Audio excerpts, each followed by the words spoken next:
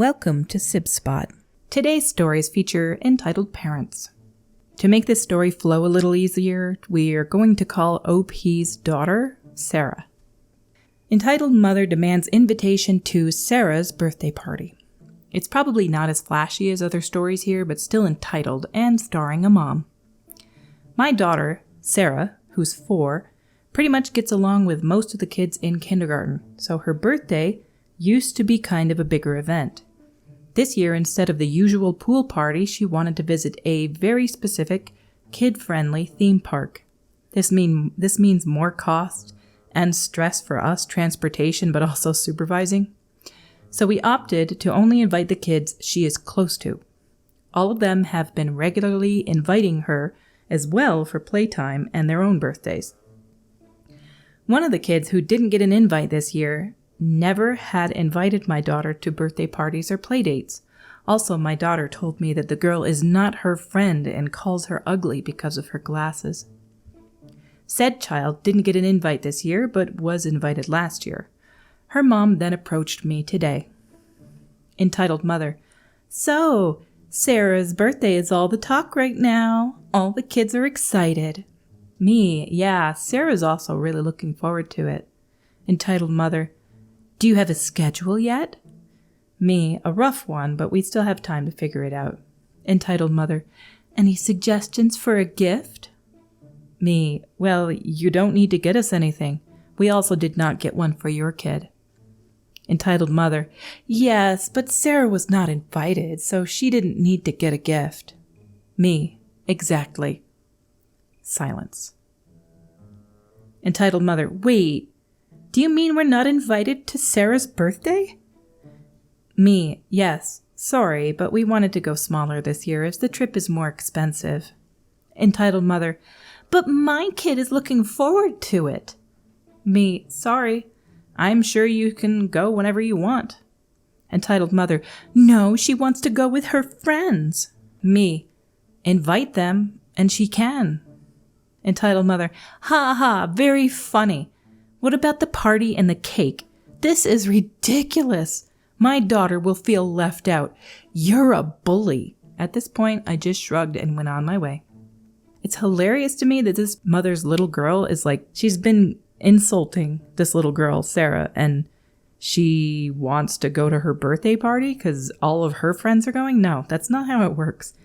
Her mom needs to teach her to be kind, especially since she's really young. She needs to learn now that calling people ugly because they wear glasses is not okay. And you don't get to go to their birthday party afterwards if you do that. Teach them young. Our next story is by USA Hamburger with a Gun. Great. What a name. Entitled Parents/Tourist cuss me out for being a bad influence because I walk in shorts and a t-shirt. This happened about an hour ago, and I'm still smiling about the ridiculousness of the people I encountered. The city I live in is on a lot of lists that contain the words cities to visit in X region of Poland, making tourists a daily encounter. This also means Americans. Oh boy, are they a handful.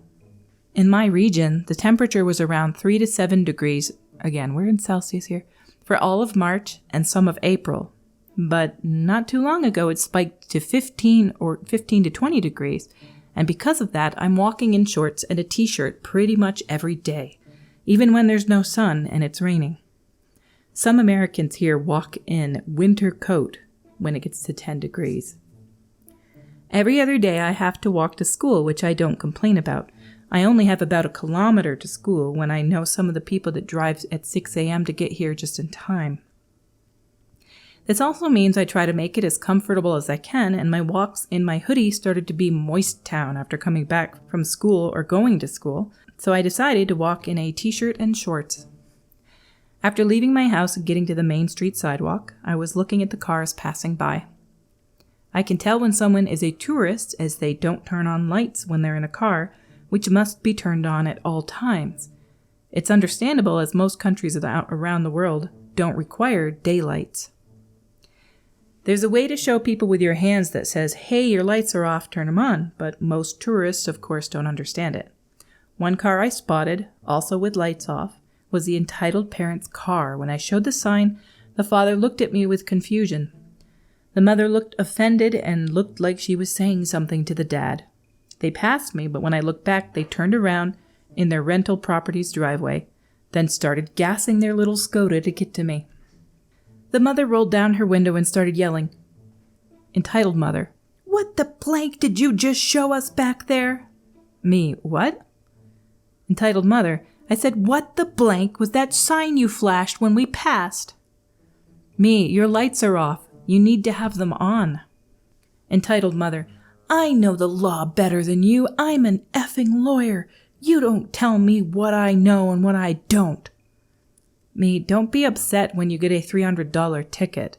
For context, police in my city do not like tourists. Entitled mother, also, why the heck are you so skimpily dressed? Me, it's hot outside? Entitled mother, I'm freezing my butt off talking to you. It's not hot out. Go back to your house and dress accordingly. Me, I am dressing accordingly. I live here. I'm used to the climate, so I dress how I feel comfortable. Entitled mother, where's your mother? Me, leave me alone. Find someone else to bother. Entitled mother, I'm not done with you. Come back. I'm speaking to you. Me says something, I can't pronounce it, I'm not even going to try, says something in Polish. F off, you darned tourists. The entitled mother knew what I said because she started yelling. I don't know what she yelled, but it consisted of F and B word a lot.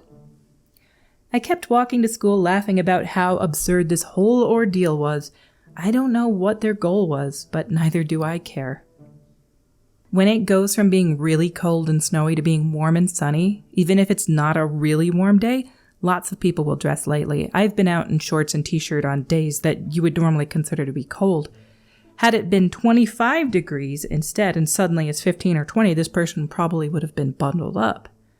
This other woman can just get over herself. This girl owes her nothing. She doesn't have to change her behavior. Our next story is by Anxiety-Ridden Hottie. My mother-in-law will be the reason my husband and I divorce.